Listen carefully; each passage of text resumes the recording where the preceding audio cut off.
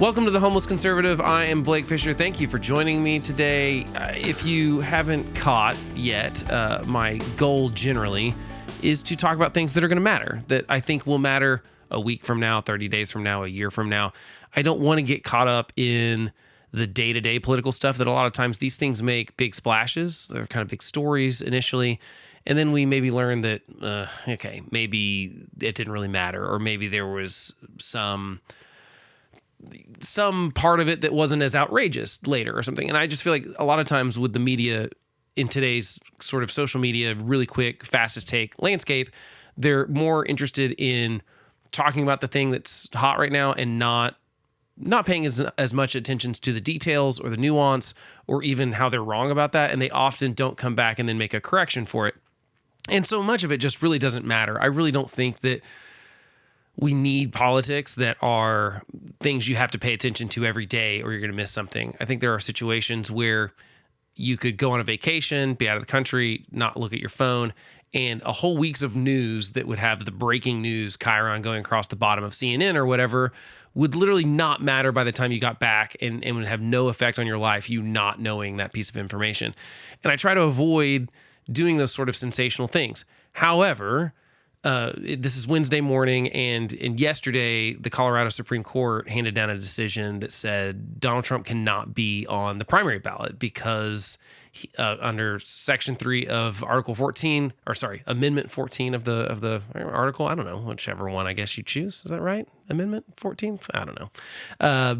I'm not a lawyer either, if you can't tell. Either way, Colorado Supreme Court says that Trump's not eligible to run for president because he took part in an insurrection on January 6th and leading up to it in his stolen election narrative that was false. So I wanted to talk about that because I think that even though this news came out yesterday and it's very new and there's going to be a lot to talk about, I think, with it, I think it's sort of a catalyst for a lot of things that are going to happen now. And there's no way this doesn't not matter. There's just... Wait, does it not matter? I don't know. Let me think about that again.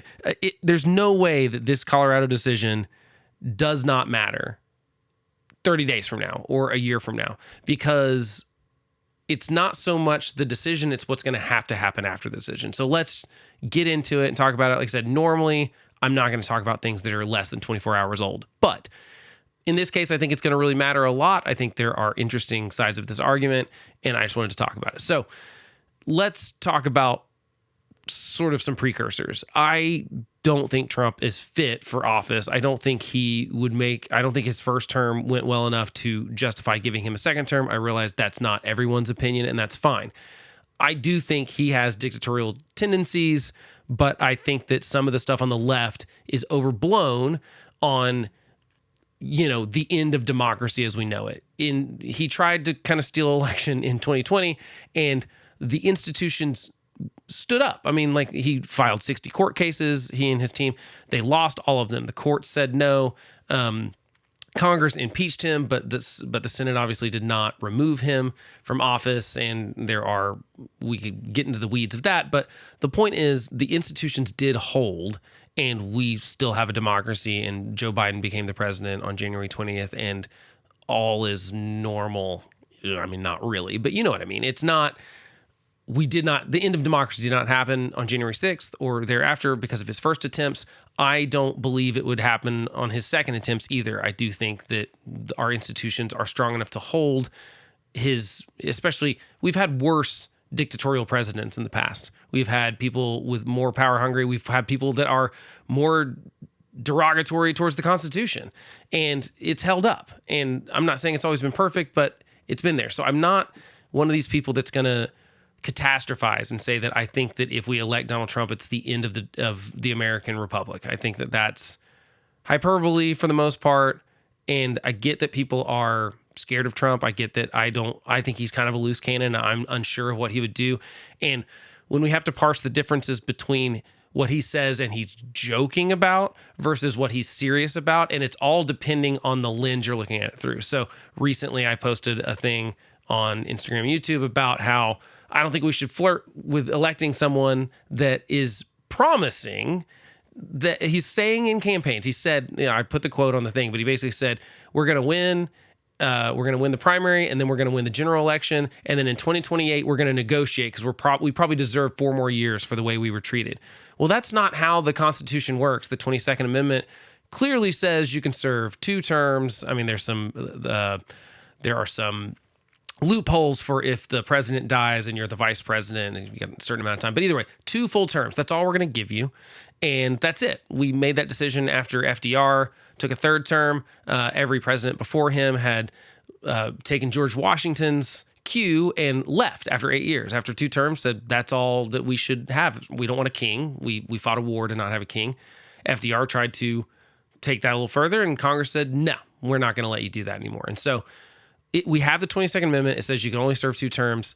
That's it. I don't think Trump meant that he is going to convince Congress and 3/4 of the states to change the Constitution. I don't think that's what he meant. I think he meant he's going to try to take it by force, negotiate. What is he talking about?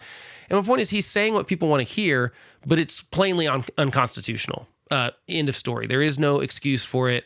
And when I bring up that argument, people are like, well, you can't take him seriously. I'm like, well, he tried it before. He tried it in 2020 after losing the election. Why don't we believe that he would try to run in 2028 again if he won in 2024? My point is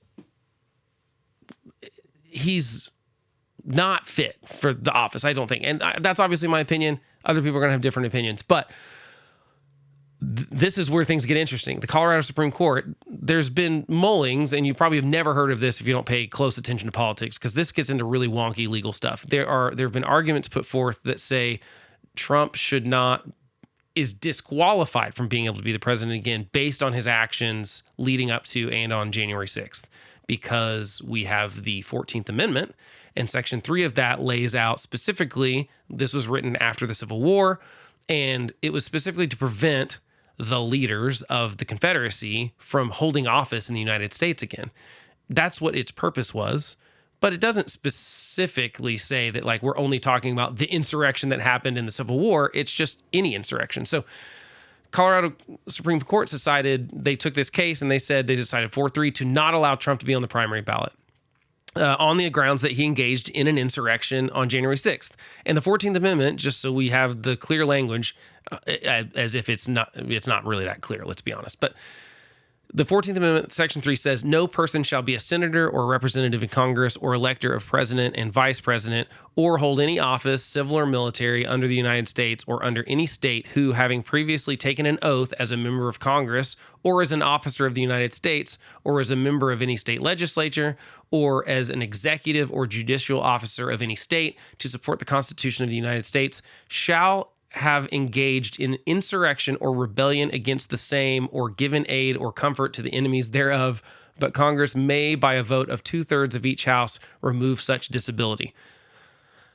That's a lot of legal jargon, and not even really legal jargon, because the Constitution is not laid out like a legal document. It's trying to be in plain language so that you don't have to be a lawyer to understand it. But that's a very confusing paragraph. That was literally not even just a paragraph. That was all one sentence.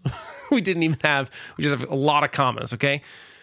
There are arguments that I've read on both sides of this of whether this should or shouldn't be legal to do. Like, is it disqualifying? Does that count as an insurrection? And there's a lot of like, we have to have the legal definition of what an insurrection is. I don't want to get super into the weeds on if this is right or wrong, because I think it's a complicated legal thing. And I think I follow smart people that think, yes, it's applicable. And some people think, no, it's not. And there's some good arguments. There's some bad arguments. I don't want to get into that because I'm not a lawyer and I'm not a constitutional lawyer at that. And I think that there are convincing arguments on both sides. I'd like to have someone on the show sometime to actually talk about the merits of the insurrection thing. But it doesn't really matter what the merits are at this point, because Colorado Supreme Court has decided, we think that we interpret this as saying that he can't be on the ballot in Colorado, the primary ballot specifically. And this is where some of the problems come up, because like I personally have questions about, okay, we didn't even have primary elections when this was written. Primaries are a thing, or an invention of the 20th century, the last half of the 20th century even. And so 14th Amendment is in the 1800s. They didn't know primaries existed. And back then it was either states had, conventions, or it was the smoke-filled rooms everyone talks about for parties to nominate their nominee for any office. And so it wasn't that everyone voted. There wasn't we didn't democratize everything like that. Well, so I have concerns that how can you prevent him from being on the primary ballot? How can you prevent the Republicans from choosing who their nominee is? Because that's kind of what you're doing. And that's what Minnesota said. So a similar case came before the Minnesota Supreme Court, and the Minnesota Supreme Court said, look, we don't think that it's in our jurisdiction to tell the parties that they can't put someone on their ballot, but this might be a question we could answer on the general ballot, once Trump's the nominee. I obviously think there's a whole can of worms there too. But so one state Supreme Court says, no, we can't. We think that, yes, we have the right to remove someone from a ballot, but not in a primary. We think we could do it in a general, but not in a primary. And Colorado thinks differently. So you've got two different state Supreme Courts. If you don't know much about the judicial system, how that's going to work is it's going to go up to the Supreme Court. This is going to get appealed by Trump's teams, I'm sure, at the Supreme Court, which means the week of Christmas, the Supreme Court's going to have to decide, whether they take this case. And then if they take the case, they got to decide if it's lawful or not. And that's going to set the precedent for all the rest of the states. Okay. So let's pause on that one for a second before we get into talking about the Supreme Court and talk about is there a there? I mentioned the Minnesota Supreme Court case being dismissed on the same question. And so to me, that means we've obviously got it should be no surprise to anyone. The Supreme Courts of Colorado and Minnesota are probably going to be more liberal than the Supreme Court of Texas or Oklahoma, right?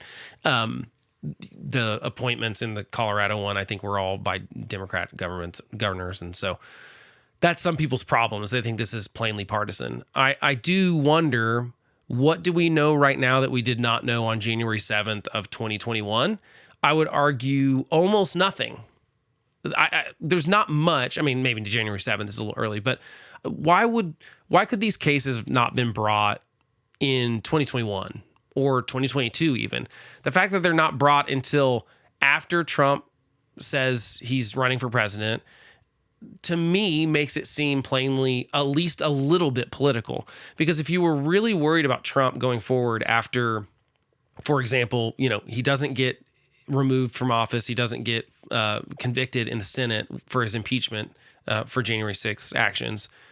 So that one fails, and I think people just hoped he would go away and thought that was what would happen. And I think even into 2022, they thought that was what would happen because of how low his polling was compared to Ron DeSantis, for example. Ron DeSantis wins his Florida governor reelection by 19 points. That's a huge victory for any governor.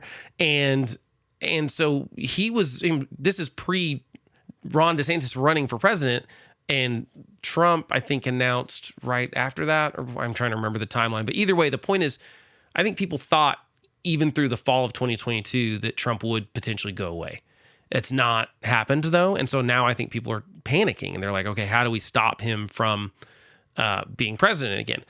That bothers me personally when we use the courts as a last-ditch effort instead of like I said, why did we not do this in 2021? To me, there's no reason we couldn't have said he's, ineligible to run for office, and we could have bumped this up to the Supreme Court when he wasn't even announced as running yet and prevented all this from happening. Because I would rather know that going forward, and I'm sure the Supreme Court would have rather decided this before he even announced that he was going to run, because then it gives the Republican Party plenty of time to elect someone else, even if you feel slighted by the decision that he says he can't run again. But my point is, we'd have plenty of lead time. No one would think it was only happening because he was running again. So I think, this should have happened a long time ago, and there's no reason it couldn't have. But it didn't happen. And so we now have the situation we're in where it's December 20th, and the Colorado ballot has to be finalized on January 5th. So we've got 16 days, less than 16 days, for the Supreme Court to decide, should they weigh in on this? If they do, they've got to do it before that date potentially, or else Trump's not on the Colorado ballot. And obviously if they decided that Trump should be on the ballot, that would be a problem as well. And you've already got calls now by like Vivek Ramaswamy, who I do not take seriously, and I do not think you should take seriously, but he's now saying everyone should drop off of the Colorado ballot, all the other Republican candidates, in solidarity with Trump, further proving he's just a stalking horse for Trump. He is just a Trump mouthpiece that's on the debate stage so that Donald Trump doesn't have to man up and be on the debate stage himself. Vivek Ramaswamy will just do it for him. Well, I think that's ridiculous. I don't think anyone will do it. If they do follow along with that, I'd be disappointed in them because, I mean, why are you running for president if not to beat the guy that is at the top of the ticket right now? Doesn't make a lot of sense to me. So, going back to is there anything here? So the Colorado Supreme Court says there is no state statute that prohibits a major political party from placing on the presidential nomination ballot, or sorry. This is not Colorado. This is Minnesota. This is what Minnesota said. There is no state statute that prohibits a major political party from placing on the presidential nomination ballot or sending delegates to the national convention supporting a candidate who is ineligible for office. That seems, again, reasonable to me. But I don't love the idea of, after a party has chosen their nominee, courts coming in and being like, sorry, that can't be the nominee. So this would be July or August potentially before that kind of decision could be made. And you're talking about then leaving a party scrambling to find an alternative that they can put on the ballot quickly. I don't like the idea of that either, because it seems like a good way to essentially eliminate, we've already got this binary choice situation, and we're heading towards having Trump and Biden in a rematch in 2024 that we already saw in 2020. And you already only have two choices. If the courts take away one of those choices, you really are interfering with the people's ability to elect someone other than the one other guy that's there. So I don't like waiting on this either. Again, this all seems to be the better time to have done this would have been years ago. Why did we wait until now, December, the year before, less than 11 months away from, I guess, almost 10 months away from the general election? I think that there's a little bit of politics involved there, and I don't love the timing, but that's the timing we have. So the Colorado court did say that it had to do so quickly. So, because some people are like, why do this now? Their point was we have to do it now so that deadline, we don't bump up too much against it, because we know this is going to get appealed, and they have a stay right now on saying, I guess he could be, if it doesn't get knocked down by the 4th, I think is what their deadline is. So they were saying they have to do it now. I guess it's kind of like that planting trees. It's like the best time to plant a tree was 50 years ago. The second best time is right now. Well, this is kind of like that. It would have been better to do this a couple years ago, but we'd rather do it now than wait till after he's on the ballot, or we have to reprint ballots. Or keep in mind, Colorado, I think, votes with Super Tuesday, which is March 5th. So that's when actual voting happens. And they're trying to beat all these deadlines to do it before that. Again, I don't know that I agree or disagree with the decision, but we know where this is going now. So let's define insurrection, because I think that that's important. It's not defined in the Constitution, but I've read a few people, one of the sort of definitions I've read is a concerted, forcible resistance to the authority of government to execute the laws in at least some significant respect. I don't think it has to be violent necessarily by that definition.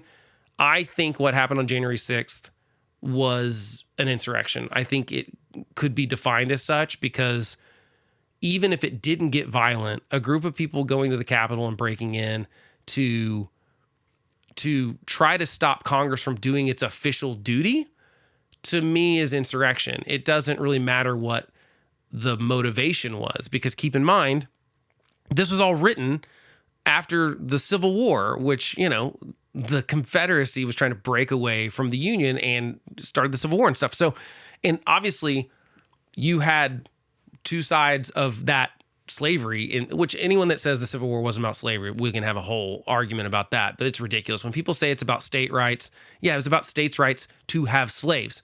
It was absolutely about slavery, and the North and Lincoln wanted to keep the Union together. So that was important to them, and the Confederacy didn't want to. Well, we were trying to prevent, with the 14th Amendment, leaders in the Confederacy from being leaders in the now unified federal government, because we didn't want them to do this again. Now, there's an important part about that clause, but Congress may vote of 2/3 of each house remove such a disability. What they mean by that, and this actually happened in the Civil War, Congress essentially made a list that really absolved almost everyone that fought in the Confederacy, and even the leadership and stuff, for the most part, except for Jefferson Davis and Robert E. Lee, because they were like, okay, the leader of the military and the so-called like president or the leader of the Confederacy, those are the two people that we're going to say you absolutely cannot serve in the United States Congress or in any state legislature or anything like that. Everyone else, we're going to say we're going to give a pass to. We're not going to treat everyone in half the country as you can't be in our government, because I think they realized that'd be a bad precedent too. So that would be like, right now, I realize it's not the same thing. To paint everyone that supports Trump as an insurrectionist, I think is wrong. Now, some people do that in the media specifically, and I don't like it, because I don't think because you support Trump, you are an insurrectionist or a traitor or any sort of thing like that. I think that you can be reasonable and support Trump, but whereas the Confederacy was like, it was very clearly like we had an actual war that happened and stuff. So they wanted, obviously you wouldn't want an entire federal government made up of just the people from the North, right?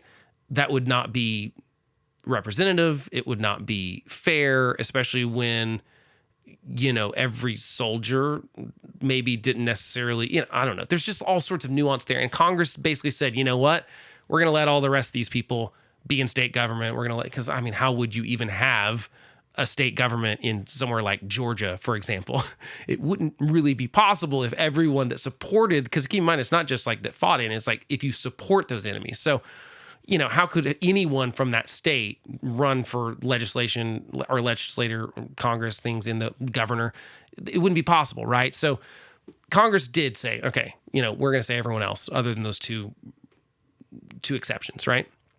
Well, Congress could do the same thing now, although the chances of them getting 2/3 of both houses to say, no, we think Trump should be able to run, I think it's just not possible. It's not going to happen. One of the arguments I see against this is that this is taking away the will of the voters. If the voters want Donald Trump to be their Republican representative for president, then or nominee, then let them. And if they want to elect him again, let them to the presidency. I don't. People say that makes this unconstitutional. I disagree, because it's actually in the Constitution, which to me makes it very constitutional. There's nothing in the Constitution that says the voters are right all the time. In fact, there's all sorts of structures in the Constitution that protect the nation from the will of a small majority, for example. That's why we have the Electoral College. That's why senators used to be elected via the state legislatures until we changed that and made them, voted for by the public. And the House of Representatives is very proportional. Senate is not. It's federalist. You get 2 votes first, or 2 representatives per state. Doesn't matter how big or small your state is. So we have these different things in place to keep this from happening. So saying that the 22nd Amendment is unconstitutional when it was ratified constitutionally by 2/3 of the Senate or 2/3 of Congress and 3/4 of the states, or more in this case, I don't think that one had any trouble actually passing, but then it is constitutional. It is, like, it's in the Constitution. And unless you can directly point to some other point of the Constitution where it is in conflict with it, then yeah, we can have that conversation. But no one's ever said the 22nd Amendment was unconstitutional. I realize you're going to find little arguments and stuff, but to me, it's a ridiculous notion to say that the 22nd Amendment is unconstitutional when it's in the Constitution. And you're just making up theories about, it's the will of the voters. But there's nothing about the will of the voters in a lot of the Constitution, okay? So just like the amendment that says you have to be 35 to be president, is that unconstitutional? Because what if the voters want someone that's under 35? It doesn't matter. We have the 35-year floor on when you can be the president because it's in the Constitution. So if the Constitution also says you can't be the president if you lead an insurrection, then that's constitutional. I don't know. I said I wasn't getting into the weeds on the constitutional stuff, but that specific argument, this just doesn't make any sense to me at all. And I've yet to have someone push back on me that says like, well, here's the constitutional thing that I'm talking about. So let me know. I mean, if you've got, if you are certainly have the potential to be smarter than me, especially if you know anything about law, argue with me. I'm fine with it. I'm all for seeing different sides of this. So anyway, here's what's going to happen now. And this is where I get concerned. The Supreme Court is going to have to make a decision on if they're going to, I mean, as soon as they get an appeal, which I assume will happen like today, they're going to have to make a decision. Are they going to hear this case? Are they going to hear it before that January 4th, 5th deadline? If they do hear it and they decide either way, I'm worried about the further insinuating that our institutions are corrupt. So this has already been a thing where we've done this with Congress, we've done this with the presidency, and baloney if you think Trump was the first one to declare that he was robbed of an election or that someone was illegitimate. This has been happening for decades. It happened with George W. Bush. It happened with it happened in both Obama elections. It happened, which was more from the right, but I mean, it happened to George W. Bush in 2 elections. You had this was not just like kooks on the left. This was Congress people. This was like people in major media saying this was Hillary Clinton. This was John Kerry. These were people saying that like it was illegitimate how he was elected. And it's just not true. And so Democrats have been crying foul on illegitimacy and stolen elections for much longer than Republicans have. But then Trump just amped it up. I mean, first of all, we don't even have to get to 2020. 2016, Hillary Clinton, Democrats, most of the media was saying that this election was stolen and that it was illegal and that Putin put his thumb on the scale or that social media put his thumb on the scale or whatever. All sorts of excuses and would call Trump not a legitimate president. And then Trump does it in 2020. I agree. He takes it to a different level. Instead of just it being words, it became actions. It came about false electors. It became court cases, which all failed because they were so terribly put together. It became about trying to incite basically a crowd of people to intimidate Congress and to have Mike Pence say that these are illegitimate electors and to say he should Trump's the winner. It's obvious to me that when the founders wrote the Constitution, they didn't want the vice president of the current administration being able to decide who's the president of the next administration. Seems pretty plain to me. So to me, it's Trump took it to a whole different level in 2020. And I don't disagree with that. It's just that we've had this stuff from the left too. And the kind of last standing institution that we have is the courts. And Trump's attacking them constantly, and they're getting attacked from the left constantly too. So ever since Trump was elected and got to pick a couple Supreme Court justices, people on the left have been calling the Supreme Court an illegitimate court. And I think it's super dangerous because they think it's just all words and fundraising and it's fear-mongering. And they never say that when the Supreme Court hands down a decision that they agree with. I've noticed there's not a lot of calls for Kavanaugh and Roberts and Gorsuch to like that they're all in for Trump when they rule against Trump. I've never seen that argument. But anytime they get a court case handed down that they don't like, the court's illegitimate. And Donald Trump is doing this too with courts. He's doing it with not only his criminal trials and civil trials, he's been attacking judges left and right. He does it all the time, even judges he appointed. And so the last sort of straw of that to me is the Supreme Court. That's the one he hasn't quite attacked yet, at least to my knowledge. If the Supreme Court comes out and says, yeah, Colorado's right, you can keep him out, that's going to come from the right too. And all of a sudden you're going to have a huge group of people on the left and a huge group of people on the right that are saying the Supreme Court is illegitimate. And I think that's dangerous to say everything I don't like is illegitimate. So the left's going to say Supreme Court's illegitimate. The right's going to say the Supreme Court's illegitimate. Donald Trump's going to say Biden's not really the president. I really am. And that's what the right and the MAGA crowd's going to say. And the left's going to say the same thing if Donald Trump gets elected in 2024, even if it's totally fair and square. they're going to say he's not a legitimate president. And I just think that all this does is erode our trust in our institutions, and it gives permission for my side, whichever side that is that you're on, to do bad things because in anticipation of the other side doing bad things too.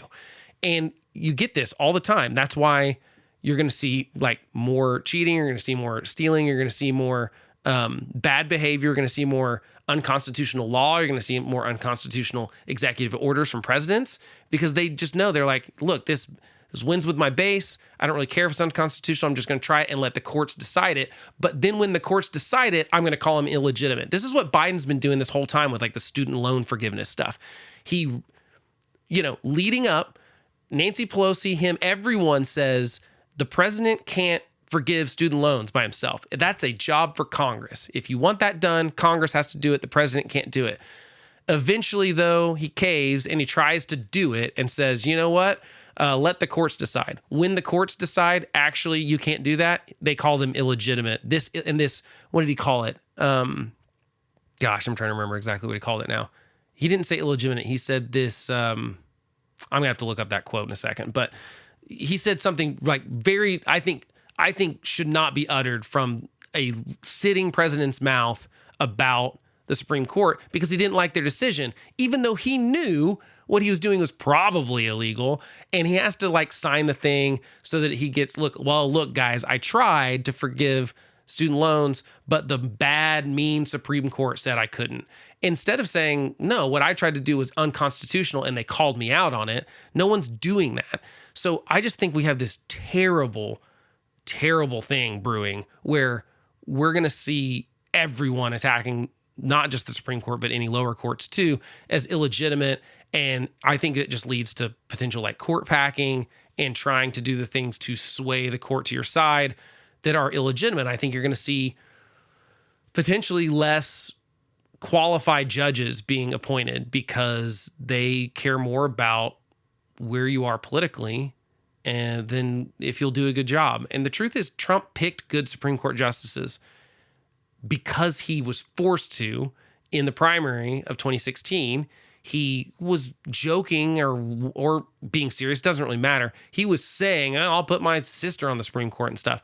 And that scared enough Republicans to go, hey, you have to release a list of who you would actually put on the Supreme Court because this is important to conservatives, especially in the anti-abortion stuff.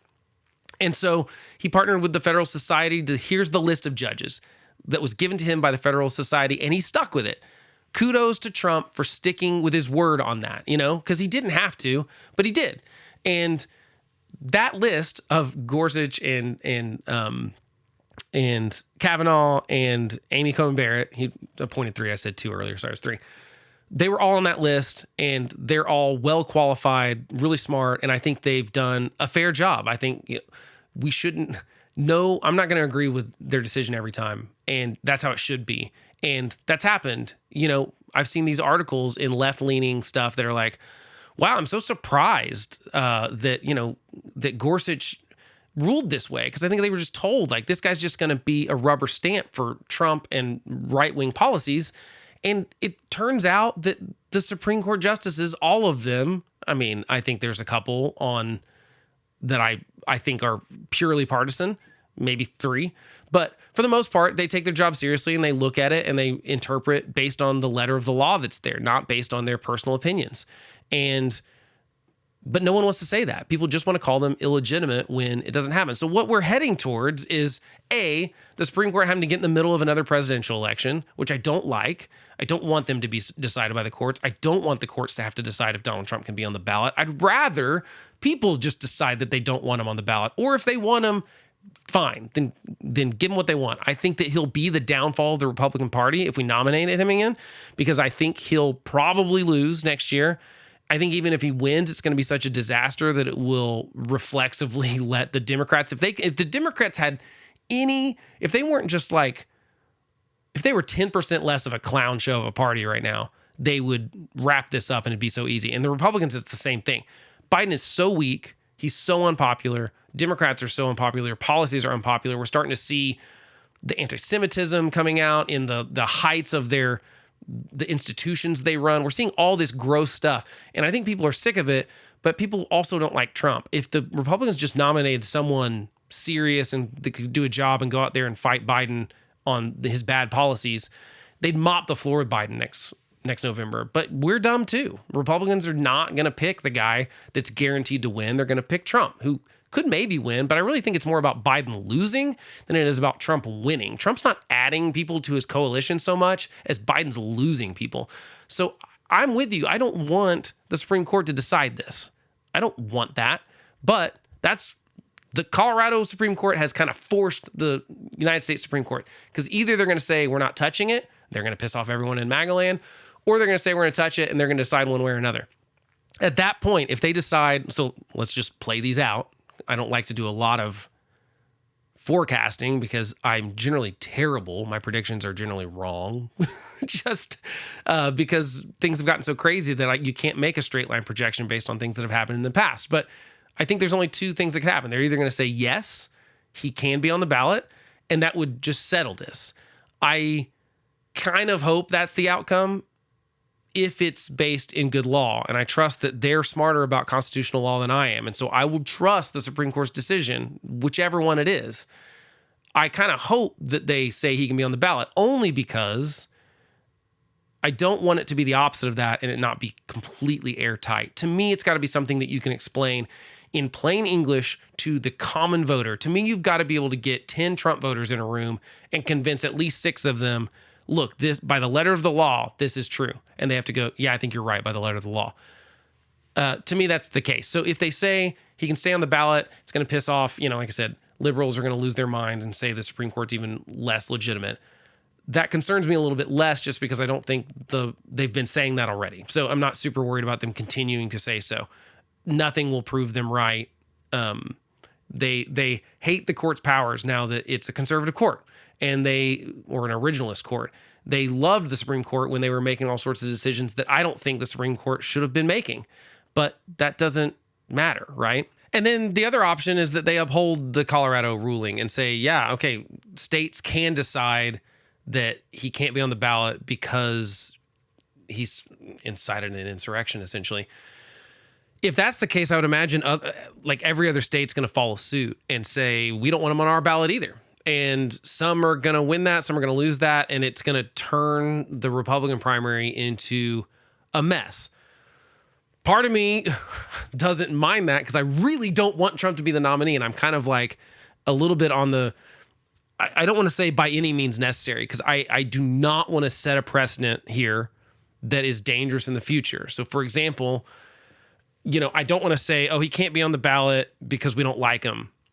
Because that would just open up, and I realize that's not what's really going to happen in a court of law, but some of the ways some of the ways the left has gone after Trump and the courts have gone after Trump and the FBI has gone after Trump and Alvin Bragg in New York. To me, a lot of these are so clearly politically motivated, and they would never use these things for anyone other than Trump. To me, that just sets a bad precedent for like, okay, so wait a minute.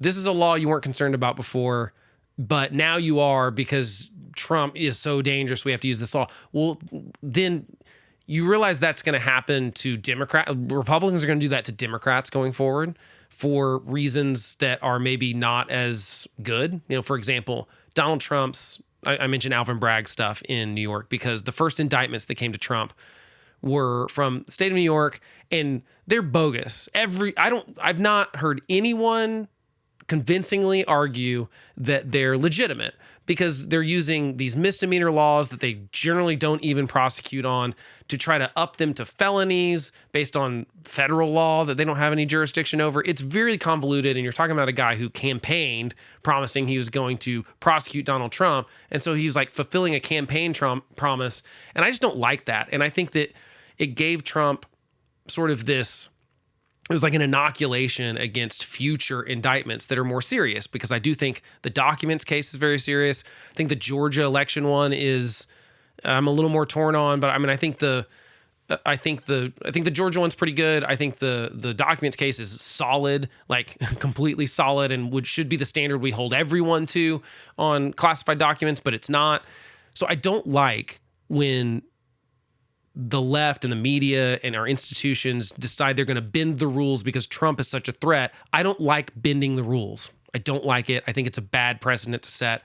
And I don't, as much as I don't like Trump, I do not want him not being on the ballot based on some sort of like obscure thing that we would have never done to anyone else. Now, to be fair, as far as I know, there has not been an insurrection of the U.S. government since the Civil War until January 6, 2001. So it does seem pretty easy to keep your name off the list of people who have, caused an insurrection or supported an insurrection by just not doing that. I think Trump with even all the lead up to what happened January 6th, if the second they broke into the Capitol, he got on TV and said, everyone get out of the Capitol. This is not what I meant by fight. I meant we want you to keep fighting for the cause, not physically attack people or intimidate Congress. No one would be talking about him being an insurrectionist because I think people would understand that he has free speech rights, and people say all sorts of rhetoric on campaign trails and in campaign speeches that are fight, and we've got to, and the evil, and there's all this hyperbole, right? And that's part of political speech. And I do think it's reasonable to say he didn't mean that they go fight and break into the Capitol and try to hang Mike Pence, right? I think it's reasonable to say that I didn't tell them to do that.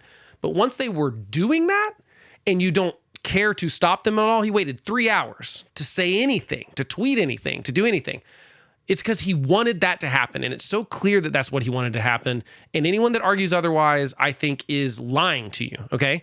But I don't want him off the ballot unless we can, airtightly say, yes, that was an insurrection, and yes, he participated in it. If we can't do that, I don't like this court way of going about getting off the ballot.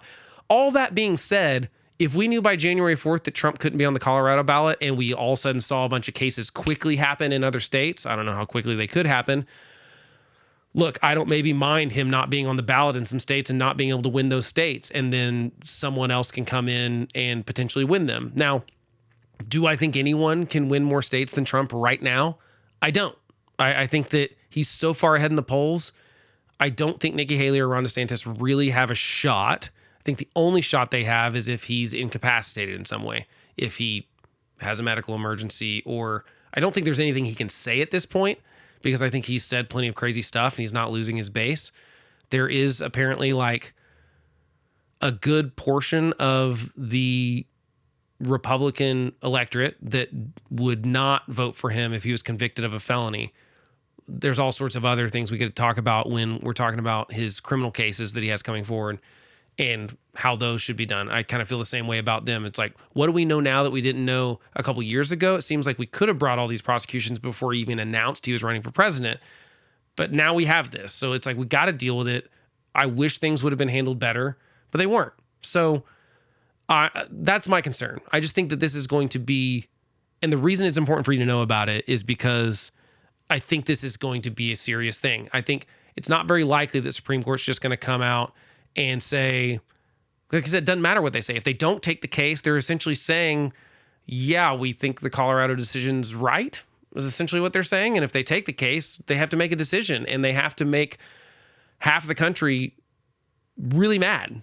And I worry about that. So I don't know how we prevent this kind of thing from happening, and I don't know where we go from here. I just think that it's important to be reasonable about what you're going to hear and what people are going to say, and because the left and the right are both going to go bananas over this, and the loudest people are generally not the most nuanced, or they're going to be really one-sided. So I just think it's important to pay attention to that. I think it's also important that we, if you're like me and you don't want Trump to be the nominee, I would much rather that just come from the voters. I would rather everyone just decide, you know what? We'd rather roll the dice on Nikki Haley or Ron DeSantis. I'm not including Christie and Ramaswamy because they don't have a shot. Haley and DeSantis at least have some sort of shot, and they were good governors. Ron still is a governor. I think they would actually be pretty good executives. I think they'd be good presidents potentially. I'm not saying I agree with them on everything. I just think that they do a good job, and I think they would annihilate Biden next November. In fact, I've argued this before. If it looked even remotely possible that Ron DeSantis or Nikki Haley were going to actually win the Republican nomination, you would see an all-out panic and scramble on the left for Joe Biden to step down and not run. because they know they're going to get beat. I just think it's pretty obvious that would be the case, as unpopular as he is and as bad as he's doing on the polls and as bad as his policies have been for the average American voter. I think Biden's very beatable, but he's less beatable if you elect Trump. I realize I've been making that argument for a year, and it has not changed one bit of what people. He just gets more and more strong in the polls, and I think every one of these attacks makes him stronger too. So oddly enough, the Colorado Supreme Court decision bolsters him in every other state. So he could potentially just not be on the ballot in Colorado, and it wouldn't even matter because he's just going to run the table of all the other states potentially, because every one of these indictments, every one of these attacks somehow makes him stronger. I wish the left would take a note on that and maybe not do it, but I'm not in charge of them either. So anyway, so that's where we're at. I don't think that there's a lot of hope that this is going to resolve itself in the next week. Next week is Christmas. I encourage you to just not pay attention to politics. I'm going to try not to, and unless the Supreme Court hands down a decision on this next week. I think it should be a pretty slow week. Enjoy some time with your family. If you enjoy the podcast, please share it with someone. That's the thing that you can do that helps me the most. Obviously, subscribing and following me on Instagram and YouTube and all those things are great too. But just sharing the content with someone if you think other like-minded people that are kind of tired of the political landscape currently and want to have reasonable conversations about stuff. That's what I want to do here. If you think someone that would like that, it really helps me out if you just go, hey, check this out. It's a word of mouth kind of situation, because I'm not trying to do the crazy performative stuff where I call people names, and that would be the easy way to go, but I'm trying not to do it. So I hope you appreciate that. If you do, share it with someone. Thanks for joining me. Have a great Christmas and New Year, and I'll catch you in 2024.